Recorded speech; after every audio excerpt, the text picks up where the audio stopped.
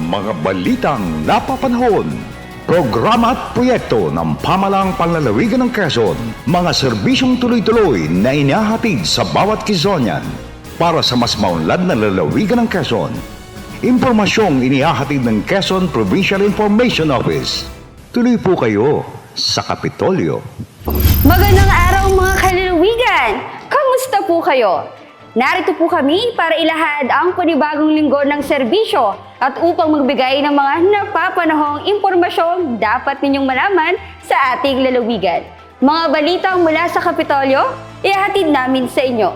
Tuloy po kayo sa Kapitolyo! Para sa una nating balita, mga librarians at mag-aaral na Quezonians nakiindak sa isinagawang Zumba Dance at Book Drive nitong nakaraang linggo, ika-15 ng Oktubre. Alamin ang report kay Dave Parine. Bilang bahagi ng pagdiriwang ng 100 Years of Philippines Librarianship sa Pilipinas, ginanap ang isang Zumba Dance activity at Book Drive sa Quezon Convention Center nitong nakaraang araw ng linggo, ika-15 ng Oktubre. Sa pangunguna ng Quezon Provincial Library at Librarians Association of Quezon Province Lucena Incorporated, mahigit 170 librarians at mag-aaral na mula sa 19 na institusyon ng lalawigan ang nakisaya at nakilahok sa nasabing aktibidad. Upang makalahok at makiindak, kinakailangan lang mag-donate ng mga libro, educational toys at iba pang babasahin tulad ng magazine, kung saan ay ipagkakaloob ito sa iba't ibang public libraries at learning centers sa lalawigan ng Quezon. Lubos naman ang suporta ni Governor Dr. Helen Tan sa pagkakaroon ng ganitong aktibidad na higit na makatutulong upang maitaas ang kakayanan ng mga mag-aaral pagdating sa pagbabasa at pagsusulat mula sa maliliit at malalayong komunidad ng lalawigan. Ako, si Dave Parine, nagbabalita para sa Kapitolyo. Tuloy-tuloy na tinututukan ni Governor Dr. Helen Tan ang pagbibigay ng dekalidad na serbisyong pangkalusugan sa isinagawang mga pagpupulong nitong ika-16 ng Oktubre kasama ang mga opisyal ng Quezon Provincial Hospital Network, Quezon Medical Center, Provincial Health Office at iba pang tanggapan ng lalawigan. Sinimulan ng gobernadora ang panibagong linggo ng paglilingkod sa isang exploratory meeting and finalization of contract para sa Memorandum of Agreement sa pagitan ng Quezon Provincial Hospital Network, Quezon Medical Center at Philippine Health Insurance Corporation patungkol sa Z-Benefit Package for End-Stage Renal Disease Requiring Peritoneal Dialysis o PD-FIRST. Sa pamamagitan nito, mas mapapadali ang gamutan ng mga pasyente na may kidney failure. Magsisilbi rin itong kaunahang peritoneal dialysis service sa Quezon sa ilalim ng pampublikong ospital. Samantala, sunod na isinagawa ang Consignment Committee meeting kasama ang iba't ibang tanggapan ng pamahalaang panlalawigan upang mapag-usapan at mabigyang linaw ang implementasyon ng Provincial Ordinance No. 2023-15 Series of 2023. Layon din ng nasabing pagpupulong na mabigyang solusyon ang kakulangan ng mga gamot sa lahat ng ospital sa lalawigan ng Quezon. Kasama sa pagunlad ng ating lalawigan ang mga miyembrong katutubo, kung kaya't nagsagawa ng pagtitipon nitong ika-17 ng Oktubre upang lalong palakasin ang kanilang hanay. Sa kabuong detalye alamin sa report ni RC Romulo. Sa pagsusumikap ng pamahalaang palalawigan na mabigyang importansya ang bawat sektor, ginanap ang Quezon Provincial Tribal Council Reorganization and Strategic Planning Workshop. Ito ay 3 araw na aktibidad na sinimulan noong ika-17 hanggang ika-19 ng Oktubre na inisyatibo ng Provincial Assistance Community Sectoral Empowerment Development Unit para sa mga katutubo ng lalawigan na dinaluhan ng 33 kawani mula sa National Commission on Indigenous People, Tribal Center for Development Foundation Incorporated, National Commission for Culture and the Arts, DALG, PSWDO, at Provincial Veterinary Office. Ang Quezon Provincial Tribal Council ay isang konseho na binuo upang madinig, mabigyang pagpapahalaga at mapangalagaan ang makasaysayang kultura na siyang yaman ng mga katutubo. Ito rin ang magiging boses upang makapagbalangkas ng mga komprehensibong plano at magkaroon ng tunay na representasyon sa pamahalaang panlalawigan ang bawat katutubo sa Quezon. Samantala, nagpasalamat naman ang bagong halal na pinuno ng Tribal Council na si Ronnie Aguila Magtibay na mula sa katutubong Aita ng Tungkot Tayabas. Ang pangunahin po ko pong agenda sa bagong pamumuno namin, kami po ay magkakandak ng pag-i-area sa buong Quezon para malaman po namin at malaman ko rin kung ilan ang datos, kung ilang pamilya mayroong populasyon ang buong Quezon sa mga katutubo. At masilip na rin namin sa hanay ng mga katutubo, sa komunidad nila, kung ano ang kanilang pangangailangan. Ako si RC Romulo, nagbabalita para sa Kapitolyo.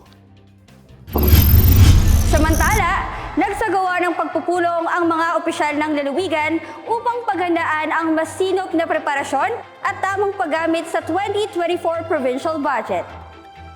Pinangunahan ang nasabing pagpupulong nitong ika-17 ng Oktubre ni Governor Dr. Helen Tan sa paglalayon na mas maging organisado ang sistema sa usaping budget ng pamahalaang panlalawigan ng Quezon. Binigyang linaw din ang mga pagbabago sa ilang programa at proseso ng alokasyon ng budget para sa bawat tanggapan. Samantala, sa sumunod na araw, ika-18 ng Oktubre, nakipagtalakayan si Governor Tan patungkol sa Reyna Protected Landscape, kung saan kanyang iginiit na kinakailangan ng magandang plano kung paano mababalanse at mapoprotektahan ang kagandahan ng kalikasan.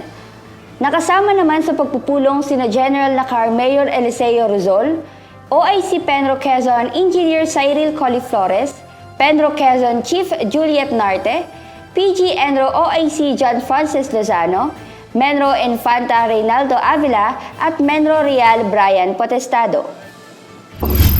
Bagong opisina ng iba't ibang tanggapan sa Kapitolyo, mas pinalawak at mas pinaganda. Alamin ang ibang detalye kay Jea S. Calderon. Ang pagkakaroon ng maayos na opisina ay malakihan maitutulong sa paghahatid ng mas mabilis at kalidad na serbisyo. Kung kaya't isinagawa nitong nakaraang araw ng Miyerkules, ika-18 ng Oktubre, ang blessing ng newly renovated offices ng Provincial Social Welfare and Development Office, Office of the Provincial Agriculturist, at Office of the Provincial Veterinarian. Ang nasabing mga opisina ay matatagpuan sa dating Finance Building ng Kapitolyo na malapit sa harapan ng Quezon Convention Center. Ang isinagawang blessing ay pinangunahan ni Father Saldi Maanyo at dinaluhan ni Governor Dr. Helen Tan, PSWDO Head Sonia Layson, OPA Head Dr. Lisa Meriano, Provid Head Dr. Flomelia Kagikla at mga kawani ng mga nasabing tanggapan.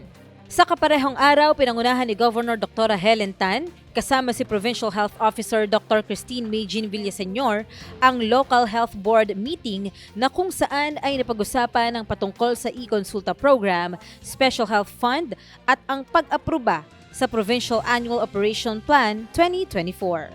Dinaluhan ang pagpupulong ng mga punong bayan sa Quezon, Municipal Health Officers, Municipal Social Welfare and Development Officers at ng mga kawani mula sa Provincial Health Office. Isinagawa rin ang MOA signing sa pagitan ng Pamahalaang Panlalawigan ng Quezon at ng Department of Health Treatment and Rehabilitation Center, Bicutan. Ang kasunduan na ito ay makakatulong upang matugunan ang kinahaharap na suliranin ng lalawigan ng Quezon pagdating sa ilegal na droga. Sila na as an expert, tama yung ibinibigay na intervention. So yung kanina, yung sinasabi natin na maiwasan natin yung relapse, no? Nung ating mga pasyente na gumagamit ng pinagbabawal na droga. Ako, si Jea S. Calderon, nagbabalita para sa Kapitolyo. Para sa mga kalalawigan nating naghahanap ng trabaho, hiring ngayon ang Carlos Superdrug. CDO Food Spear Incorporated. Ideal Dream Services. John Clements. Macton Pharma Incorporated. North Point Development Bank. Bureau of Jail Management and Penology Calabarzon. Shell Lucena Diversion. Uni So Good. Velfrom Foods Corporation. Virmar Manpower Service Corporation. Johannes Chicken Processing Center Incorporated. At San Miguel Corporation Integrated Farm Specialists Incorporated.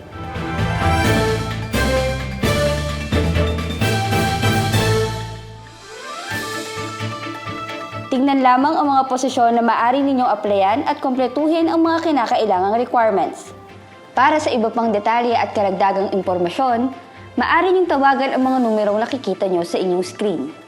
Maaari din kayong makipag-ugnayan sa PEZO, Quezon Province. Mag-message lamang sa kanilang page. At yan ang kabuuan ng ating balitaan sa buong linggo. Patuloy ninyo kaming subaybayan sa pamamagitan ng pag-like at follow sa Facebook page ng Provincial Government of Quezon. Magkita-kita tayo muli sa susunod na linggo para sa mas malawak na paglilingkod ng serbisyong tunay at natural. Sa ngalan po ng pamunuan ng Quezon Provincial Information Office, ako si Ana Lumanta na nagsasabing kung sama-sama, kayang-kaya. Tuloy po kayo sa Kapitolyo.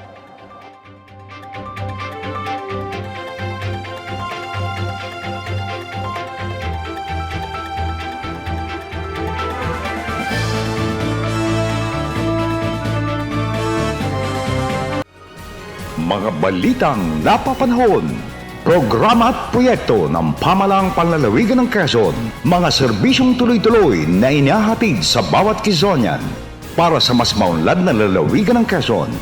Impormasyong inihahatid ng Quezon Provincial Information Office. Tuloy po kayo sa Kapitolyo.